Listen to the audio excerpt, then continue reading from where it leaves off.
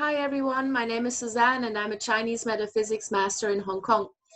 Now, let me talk to you about Feng Shui audits, or particularly what you need to look out for if you're moving into a new place or deciding for a new property, flat, apartment, or office, and you cannot really afford a Feng Shui audit.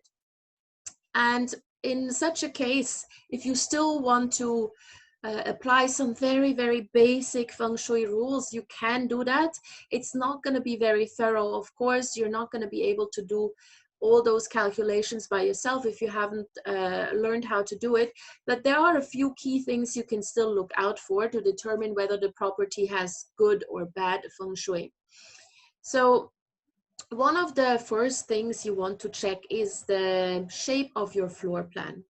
Yeah, this is key. It's very difficult in Hong Kong to actually get that right, but it would be great if you could have a square or rectangular floor plan, or at least as good as. Yeah, the squarer or the more rectangular, the better, because that means that the energies are going to be in balance. So from the get-go, you're not going to have to deal with a lot of problems. So look at the floor plan first. If you have an extremely irregular floor plan, then most likely you're going to have to deal with issues at some point while living there. So ideally just avoid that right from the beginning by only looking at properties that have a fairly regular square or rectangular floor plan. That's number one.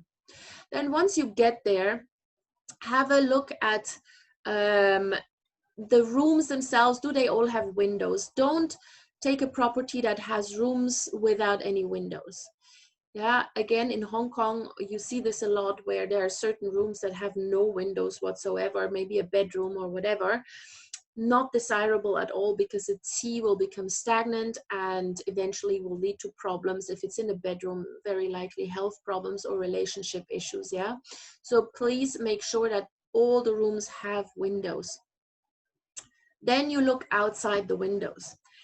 Look what's outside, look what is there. If you have any sharp corners or antennas or billboard corners or anything pointing at that window, again, better not to take that particular property.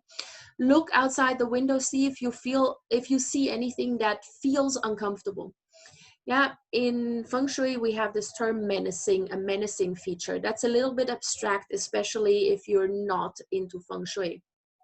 So as a lay person, look outside the window. Do you see anything there that makes you feel uncomfortable? If the answer is yes, then most likely you're dealing with a Feng Shui form violation, because we can all feel this. Yeah, our gut feeling usually gives us the right indication or the right idea. We just never listen to it. That's the problem. So have a look, and again, if it's something that makes you really uncomfortable, then better not to choose that property unless it's easy for you to remove that feature. Unlikely in an apartment building, but let's say you're looking at a landed property and there's a dead tree. Yeah, that's something you can remove fairly easily and then you'll be fine. Yeah, so look at that. Internally, you also need to have a look at the kitchen. The kitchen stove and the sink should not be too close together. So there should be at least ½ a meter distance between the two. Or if they are not right next to each other, they should also not be directly opposite of each other, because that constitutes a fire-water clash. So either directly opposite or right next to each other is undesirable. It constitutes a fire-water clash. Now, very often you can actually move the stove.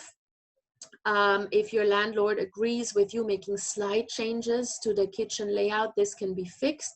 It's not such a big deal. However, if you don't change it, this can lead to health issues over time, particularly involving blood pressure, your heart, and your eyes. Yeah, so fairly vital organs you don't want to mess with.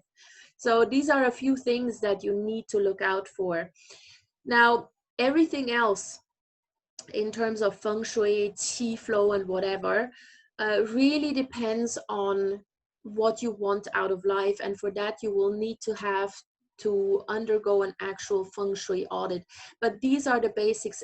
Really, if you get the floor plan right, if you make sure that there's nothing negative outside your windows, you're already in a very, very good position. And then very few things need to be fixed. We would then just adjust, yeah? And adjusting is always better than trying to fix things later on. So this is just very briefly what you can do if you cannot afford a feng shui audit or a feng shui master to come in right away.